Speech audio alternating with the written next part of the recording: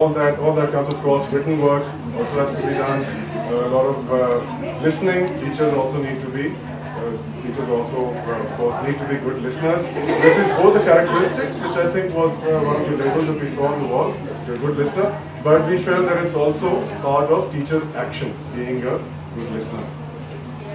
Methodology, teaching methodology. We were talking about earlier how the curriculum is ordained on us, so we don't really have much room for creativity as far as the content is concerned, but how it is delivered, how we communicate, how we convey it, there we have plenty of room to apply our own particular talent and skill and creativity.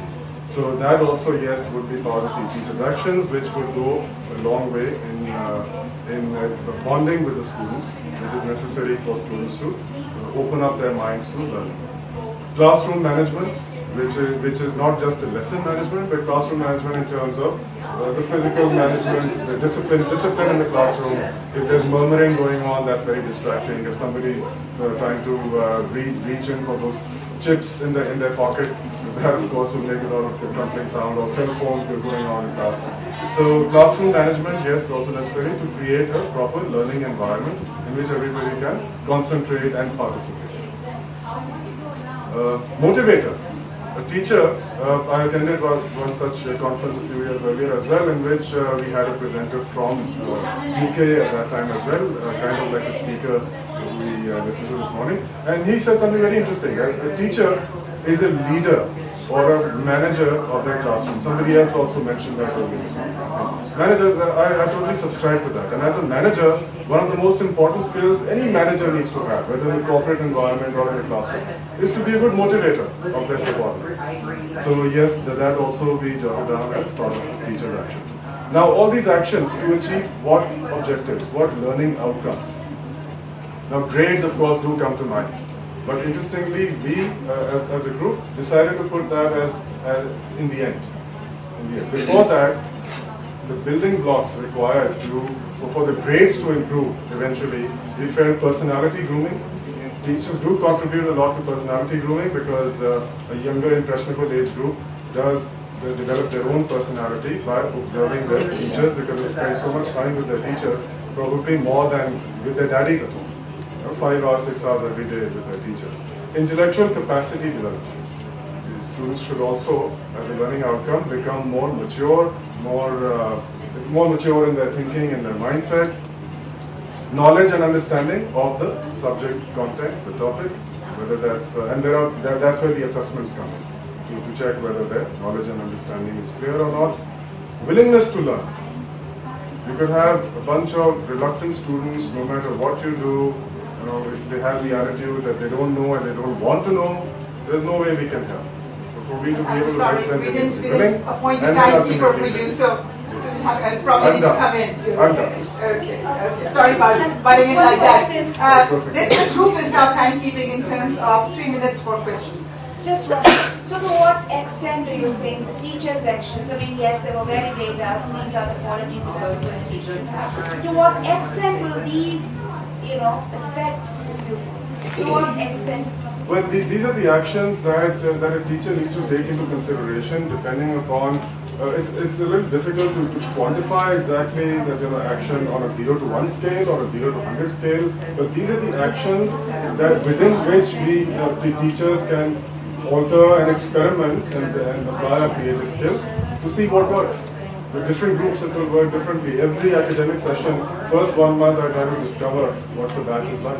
No two batches are necessary. But could you give a yes-no answer to, because it's a yes-no question, can improving teachers' actions lead to improved student learning outcomes? Yes or no? Yes. So you're all confident. You all know why professional development is required. Any other question? Okay, thank you so much. One thing. Yes. I would like to add to it that teacher actions can also improve. I'll be loud, I won't be using the mic. I'm okay without the mic. Okay, I've been linked with Beacon House, like it's the 9th year now, and I have been working before the curriculum was introduced in the Beacon House school system, so I can compare how structured our lesson plans were at that time and how structured they are right now. Keeping the comparison in our mind, we, although in our group we were not coming up with, everybody was not agreeing with us, but still we believe that how the lesson plan should be structured. We all believe that the objectives should be very clearly laid out in our lesson plan, and methodology, and at least an outline should be given. If the outline is not given over here, with experience we have seen that we usually deviate from what we are about to do in the class. And the plan, arranging the resources and the planning should be there. And how do we find this out? If the objectives are not clear, obviously the time management would not be achieved. And the most important thing which we all really believe is, if we are not very good in structuring the lesson plan, then how can we assess the students at the same criteria? Then again the question comes in needs, individual needs. How do we fit that into it? A lot of debate was going on in our group, and we couldn't come up to any conclusion. But this is what we strongly believe, that this should be there in the lesson plan. Structure is very important, but don't you think that sometimes when you go into class and there and then you realize that my plan is something which is going to take me to That is why we evaluate the lesson plan. That's how why can you change? How much you can change in the class? this was the same debate which was going on over here. It depends on the circumstances that you are facing there. Depending upon the class and the situation that is there, you are going to be flexible.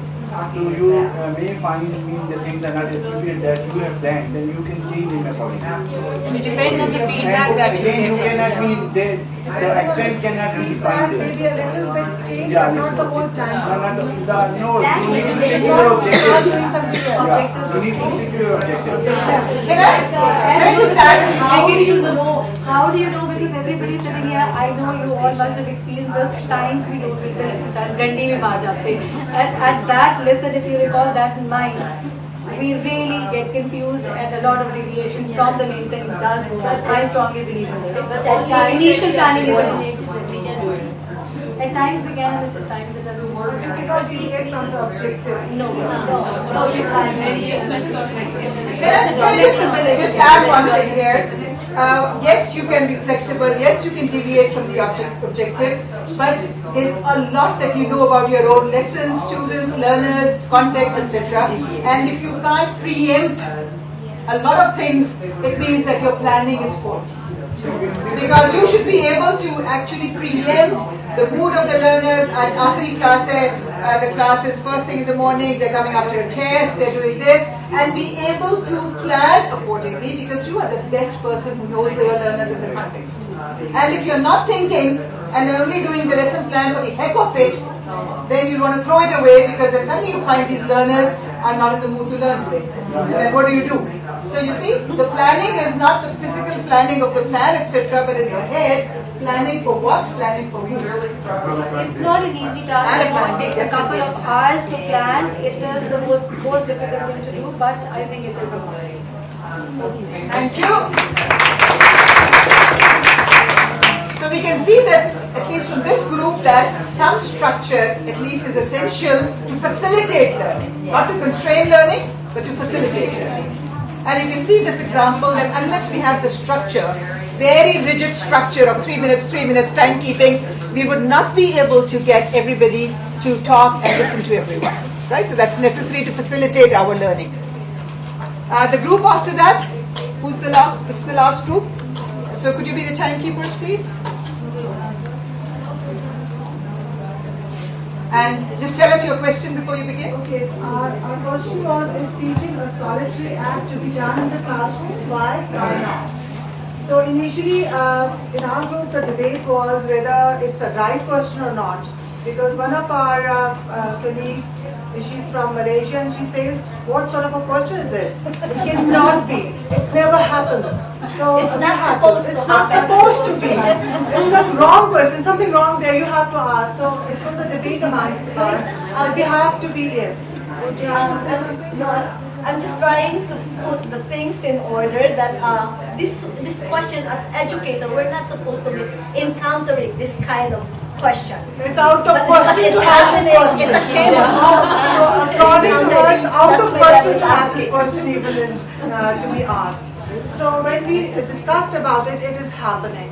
It is happening in Pekinau School also, but in general other schools that most of us want to be the lone practitioners. We do not want our domain to be explored by anybody else but us.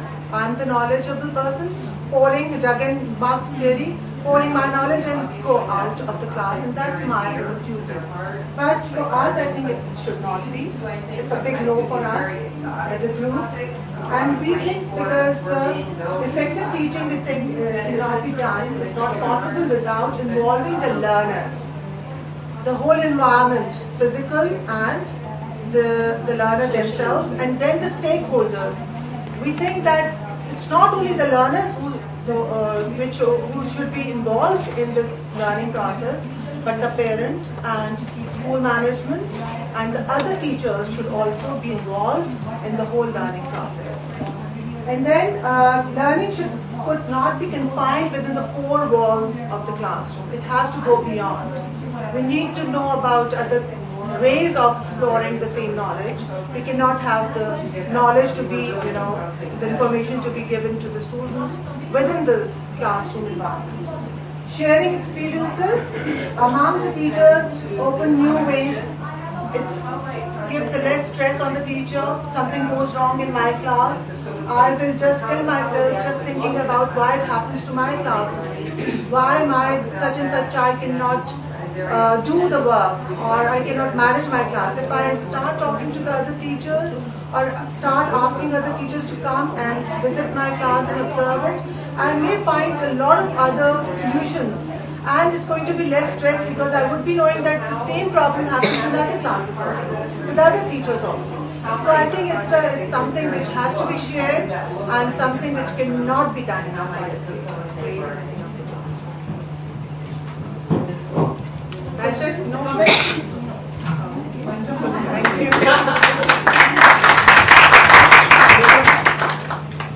It's very interesting that you have actually acknowledged that sometimes this is called in the literature the egg crate culture.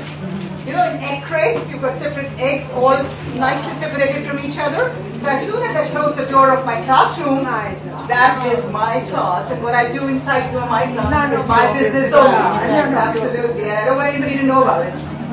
Okay, our question is, what role shifts are required of teachers and learners to prepare the learners? For 2035. And how do we know? First of all, how do we know?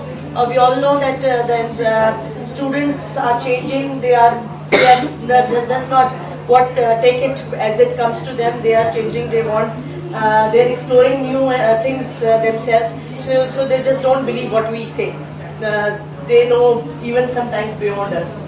Right now we might be authoritarians, but we